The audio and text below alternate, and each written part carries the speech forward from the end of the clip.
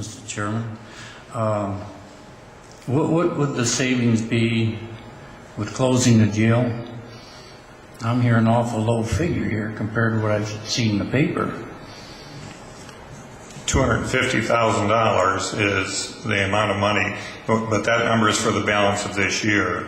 So again, to go through that process, it could take up to 30 days. So by the time we can deal with the fact that we have prisoners, federal prisoners there that we have to reassign, that process could take a month. So with the layoff of those employees, we are probably going to be down to only 5 or 6 pays by the time we can complete that process for this year. And then going into next year, it could be substantially more, $700,000 to $800,000 worth of savings. Okay. Well, my recommendation would be closing that jail fast as you can and start saving some money, because I'm not definitely not going to sit here now or later and cut the police department. It won't be done with my vote. So you're going to have to come up in the fire department as well. We're going to have to come up with it somewhere else. And this 10% off is good and all right, a day off and 10% of the pay. But I think you're going to have to look into these people as far as layoffs as well. The mayor's office, if need be, yourself, whatever. The top, another knows these days off and it's 10%. That just won't get it. And it might be short layoffs for them because of the fact at the end of the year and that. But I think that's where we're going to have to start. The overtime definitely is supposed to be stopped, but I don't know why. I keep hearing here and there all this different overtime going on. And people asking and wondering why. I know the water department and all that, of course, with our rate increases, and there's money there. So there's, even if, because there's money there, it doesn't mean we have to spend it. We got next year to go yet. And I think the overtime should surely be watched in those areas if it's happening. And that's a place to start.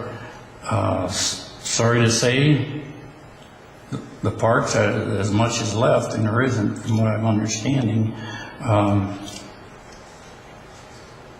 The fun is when you've got the money. When you haven't, you've got to cut it. And you have to definitely keep your safety forces in that, in the city, water flowing in the city, streets taken care of with winter coming up. And these are ideas and places I think we're going to have to look. It's going to hurt. You're going to feel bad about it, but it's I don't know how else you can do it. Okay, thank you, Mr. Tanner. Yes, Mr. Gibbs. Yeah, Mr. Chairman, I have one more. We've had labor cuts. We've got labor cuts going on here, and I guess I want to hear from somebody is, what other spending cuts have we initiated? I had added up in the budget that we had such things like travel and mileage. We had $57,901 budgeted. In education and training, we had $100,600 budgeted, and also under laundry, dry cleaning, clothing, and gear, we had over $133,000. Have we cut those? Have we trimmed them? Through you, Chairman? Okay, can someone on the administration answer that, please? Throughout the budget, yeah, we're watching every penny we can, and some of those things have been cut. Part of the $76,000 that the auditor described in the discussions with the fire chief. Many of those things were travel, training, all those kind of things that you just listed. The $133,000. You're saying that's where that came from? 76,000. 48 of it did. 48 of that came from those kind of items. I want to say 27,000 came out of a capital outlay account that had a balance that we were able to move over to their personal service line item. Any more questions from committee members?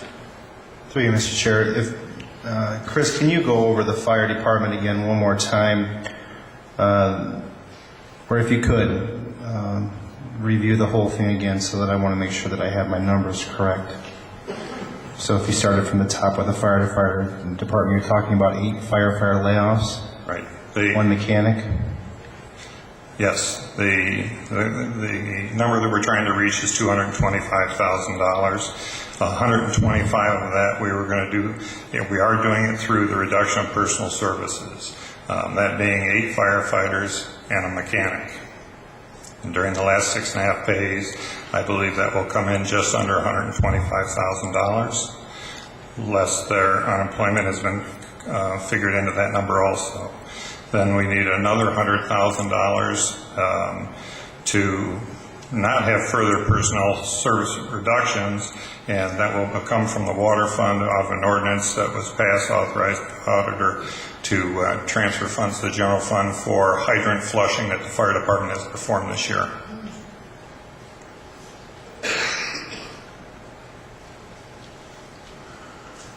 Thank you. Can you do the jail again, please, with the police? Okay, there's $450,000 worth of appropriation reduction that the auditors asked for.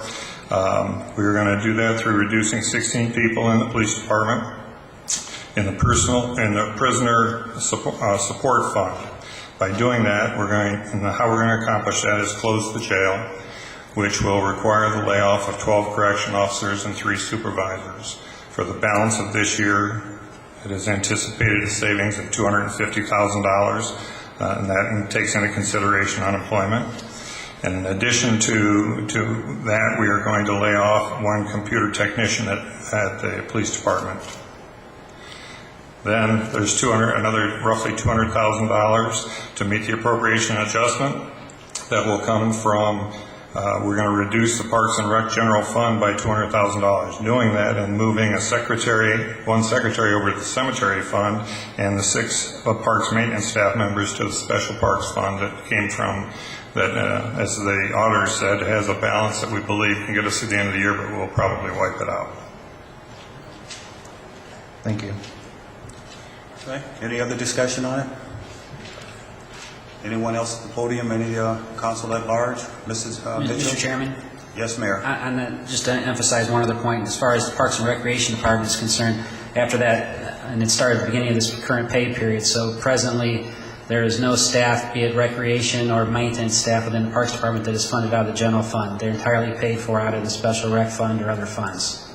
Okay, thank you. Yes, Mr. Plesky?